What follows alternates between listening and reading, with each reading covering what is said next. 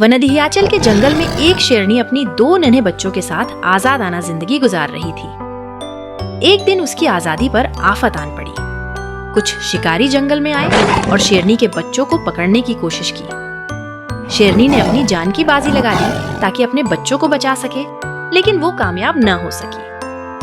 आखिरकार वो अपनी जान से हाथ धो बैठी और शिकारी उसके एक बच्चे को अपने साथ ले गए, जबकि दूसरा बच्चा किसी तरह बचकर झाड़ियों में जा छिपा। जब शिकारी वहां से चले गए तो दूसरा बच्चा झाड़ियों से बाहर निकला और सीधा अपनी माँ के पास आया, मगर माँ बेहिस्सो हरकत जमीन पर पड़ी थी। बच्चे ने कांपती आवाज में कहा, माँ, आप कुछ क्यों नहीं बोल रही? शेरनी खामोश थी। उसका दूसरा बच्चा बेबसी से उसे देख रहा था, मगर वो जानता था कि उसकी माँ अब कभी नहीं बोलेगी। वो उसे शिद्दत से याद कर रहा था। अचानक एक हरनी आई।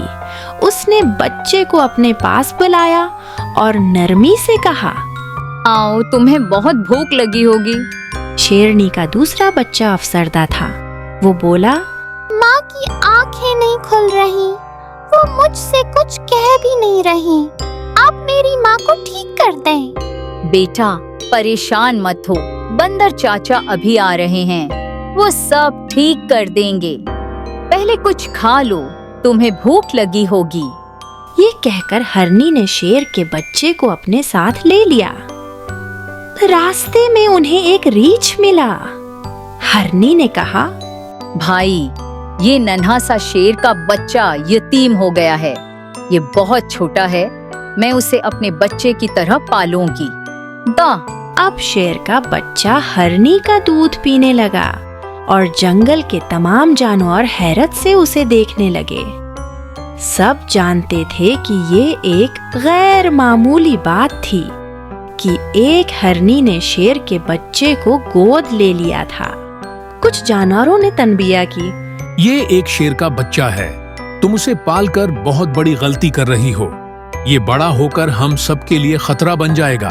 लेकिन हरनी ने पुराज़म लहजे में कहा, ये अब मेरा बेटा है, मैं उसे अपनी औलाद की तरह पालूंगी।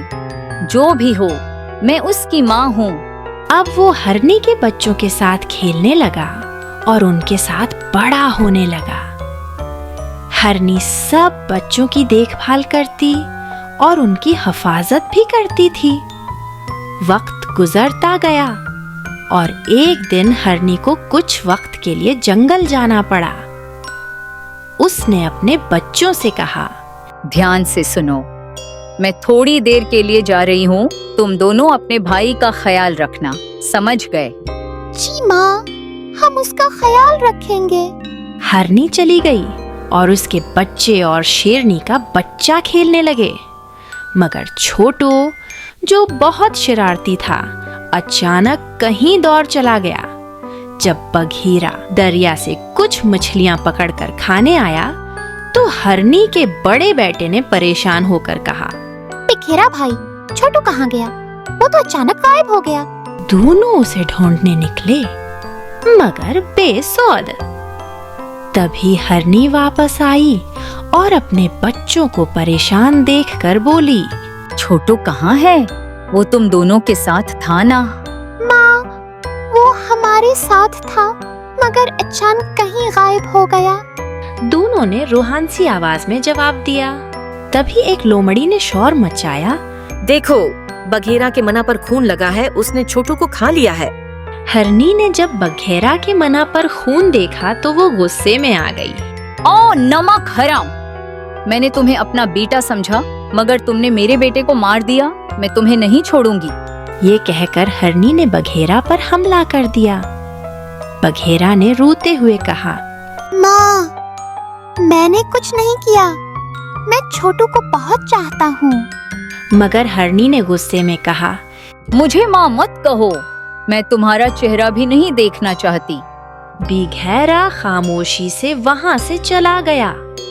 शाम को छोटू जंगल में घूमकर वापस आ गया।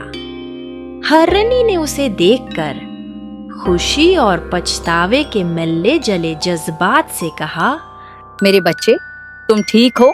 मैंने बहुत बड़ी गलती कर दी। हरनी ने बघेरा को ढूंढने की बहुत कोशिश की, मगर वो कहीं नहीं मिला। चंद दिन बाद अचानक उस साया सा नजर आया और बघेरा वहां खड़ा था। हरनी के बच्चे भागकर उसके पास गए।